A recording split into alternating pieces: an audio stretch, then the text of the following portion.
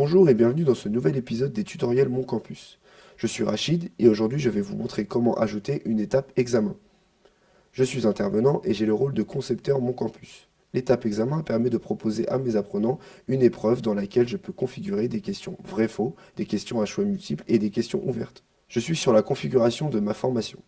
J'ajoute un concepteur qui va être par exemple Nathalie Pavin, que je souhaite désigner comme correcteur de mon étape examen. Si aucun correcteur n'est désigné, tous les concepteurs de la formation pourront corriger cette étape. J'ajoute un module à ma formation où je me positionne sur un module existant. J'ajoute une étape dans mon module, je sélectionne l'étape examen, je donne un nom significatif à mon examen et je peux lui donner une description. Le score à atteindre est par défaut à 100%, mais bien évidemment je peux le modifier. L'option modifier les coefficients me permettra, quand je vais ajouter des questions, de donner un score spécifique à atteindre par question. Je peux spécifier un ou plusieurs correcteurs spécifiques pour cet examen parmi les concepteurs définis dans la configuration de ma formation.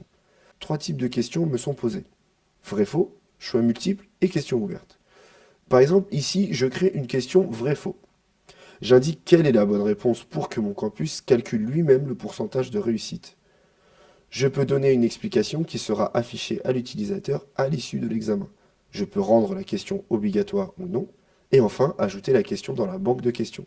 Mais ce sujet sera abordé à l'occasion d'une autre vidéo tutoriel. La question choix multiple est également très simple à configurer. Le fait de cocher autoriser plusieurs réponses permettra à mon apprenant de cocher des réponses multiples. Je peux ajouter autant de réponses que je le souhaite et définir si la réponse est correcte ou non.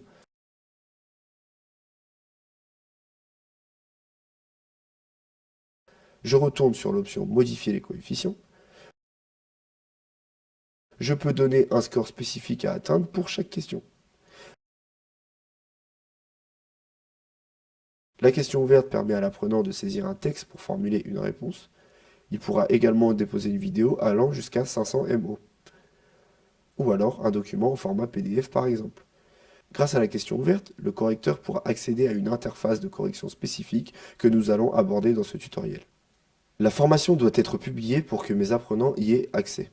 Cela fait l'objet d'un autre tutoriel. Nathalie est apprenante, elle réalise son étape examen. Nathalie réalise donc son examen.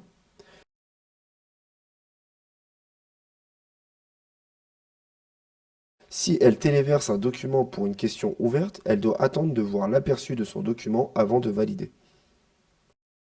Quand elle a terminé, une page indique que la correction est en attente. Quand Nathalie va dans son espace Mes résultats, elle peut voir que son étape examen est en attente de correction. C'est ici qu'elle verra le résultat de la correction de son examen en cliquant sur la flèche au regard de son étape. Valérie est intervenante. Elle peut corriger les questions ouvertes de l'étape examen via une interface spécifique. Dans la liste des formations, il est indiqué si des corrections sont en attente. Quand elle va sur l'écran de gestion de la formation, une nouvelle icône est apparue, l'icône correction. En cliquant sur le petit stylo, elle va pouvoir apporter une correction aux questions ouvertes. Dans Réponse corrigée, elle peut donner par exemple un texte ou téléverser un document qui permet de donner une correction globale à tous les apprenants. Dans Commentaires, elle peut par exemple donner à l'apprenant des détails spécifiques concernant son travail et en plus lui indiquer sa note. Elle peut rouvrir la question si elle veut permettre à l'apprenant de déposer un nouveau compte-rendu. Correct ou faux détermine si l'étape est réussie ou non dans le suivi de la progression de l'apprenant. Elle clique donc ensuite sur Corriger.